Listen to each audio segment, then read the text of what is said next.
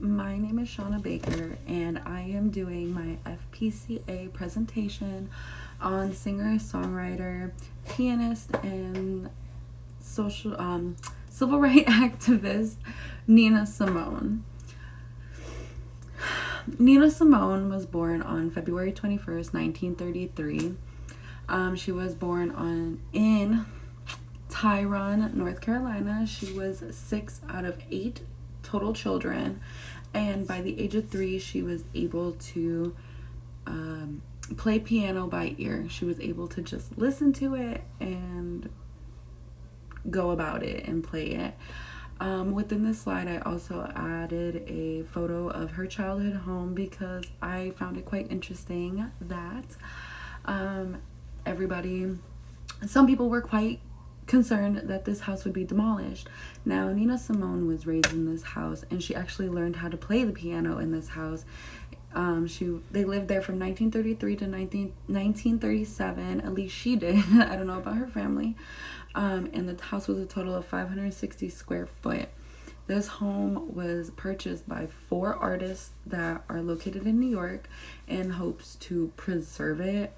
This home was provided a preservation easement, which is a thing to preserve historical homes. And with that being said, that the National Trust for Historic Preservation actually deemed this a national treasure within the year of 2018. And with that, the 4 artists who purchased this home are trying to,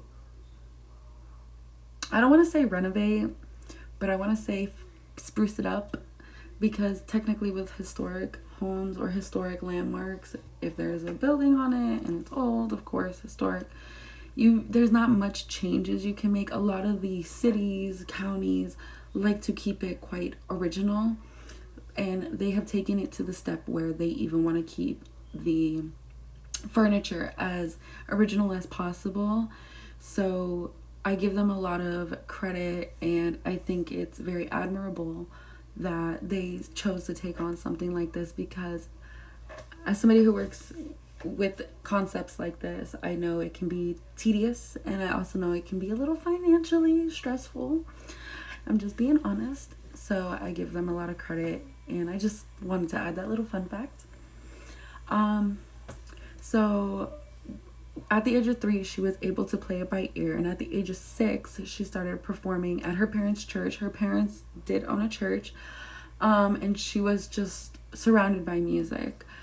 She was also introduced to discrimination in school at a young age, because when she would perform, they would make her parents sit in the back due to their race, due to their ethnicity. And Nina would go a step further and refuse to perform unless they stood at the front. With her talent, also with her being ridiculously talented in the piano, she also graduated valedictorian of her class, and she also received a 1-year scholarship to Juilliard School of Arts. And while she was attending Juilliard School of Arts, she became a piano teacher for the students in that school for an extra income. So with her doing the piano for so many years at that point, she actually did not start singing till around 1952.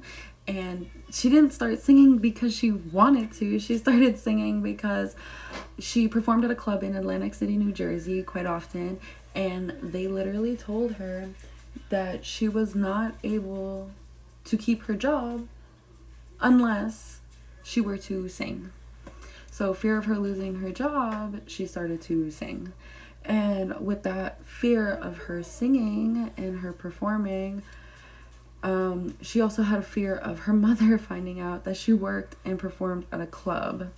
Worked, meaning performed. She was afraid her mother would disapprove because they had a stigmatism that clubs were dirty, clubs were nasty, you know, like it was that type of place. And she just did not want her mother to be disappointed, so she came up with the stage name Nina Simone. And with that, she gained a huge following. She signed multiple record deals, and in 1964 her approach on life kind of took a twist. There was, in 1964, the 16th Street Baptist Church bombing took place, which killed 4 young black girls, and also injured multiple people. This church was mainly of, you know, African Americans, and this act was done by a white radical group known as the Ku Klux Klan, known as KKK. And this actually motivated her to write her song Mississippi Goddamn. With that song, she talks about the oppression, her disappointment on the world, and how things like this are happening. It's almost like she's in awe, because it was disappointing. It was a common thing back in the days, and things needed to be addressed, and she was the one doing it. She also performed this song 3 days after Martin Luther King was assassinated, and she really moved forward with trying to keep that going. She really tried to push this agenda on people, because it was something that really needed to be spoken about, something that really needed a light to be shined. People knew what was going on, but people needed to know what was going on, how it made people feel. And she was an amazing, in my opinion, light to shine that, especially with her voice being so different at the time. If you were to listen to her music, you'd know what I mean. It's very strong. Her voice is very strong. It draws your attention. It makes you listen. So, excuse me, sorry. With that being said, her music is quite old. Her music is dated back within the 1960s. That's when she started performing more. That's when she started branching out a lot in the music field. With that being said, her music back in the 60s plays such a huge role, and such an exciting role in music today even. For example, a perfect example is Kanye West and Rihanna's song Famous. That song, when it first came out from his The Life of Pablo album, that song was everywhere when it first came out. And I'll tell you one thing, I definitely didn't know who the background vocals were. I just knew that there was background vocals. I did not even do research into it. And it's funny to me how people are introduced to things and they're ignorant on what they're being introduced to. Even me. My significant other is actually a huge Kanye West fan, and he's actually a huge music head. And he likes Jay-Z, he likes Lil Wayne, which are mentioned here as well. These are just some songs, for example, that have been sampled by very popular artists from Nina Simone's music. So he actually specifically introduced me to the song Blood on the Leaves, which was sampled by her song Strange Fruit, which is actually a cover of somebody else's song.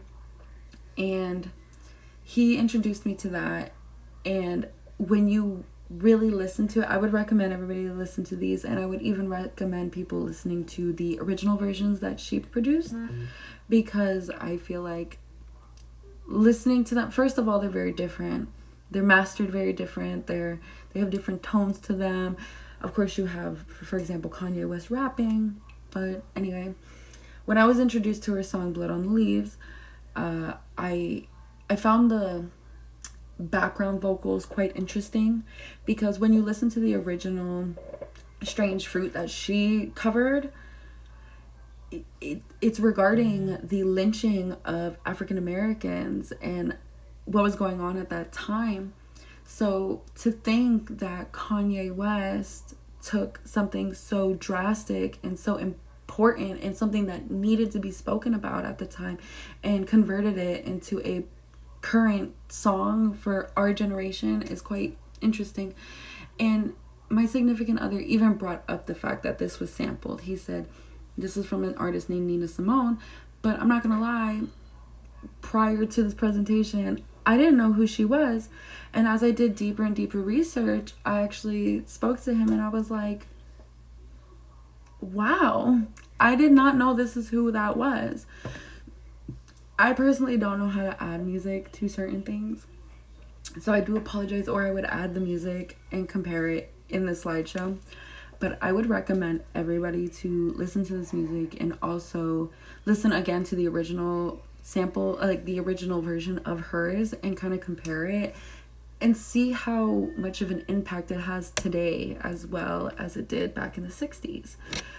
It may not have the same message or of course the same lyrics, but you get a different outlook on what you're listening to. And sometimes it does have the same message, but just somebody else thrown over it, you know? So I would, again, recommend anybody to listen to that. Other than that, there's so much more to learn about Nina Simone, and that's just scratching the surface. Like, I think she is such an amazing woman, and I think that she has done such a huge difference on the world. And I appreciate and I look up to the fact that she wanted to make a difference, even if it was just by music, even if it was just by word of mouth. It makes a difference. It makes people sit and listen, and it makes people realize the importance on a topic. And I feel like a lot of people should know about this, not even with Nina Simone, but any type of civil rights activist or person who enjoys any kind of concept. Like, I think people should be introduced to this stuff more, whether it's music, also books, anything. But that is my presentation, and I hope you enjoyed it, and I hope you have a wonderful day.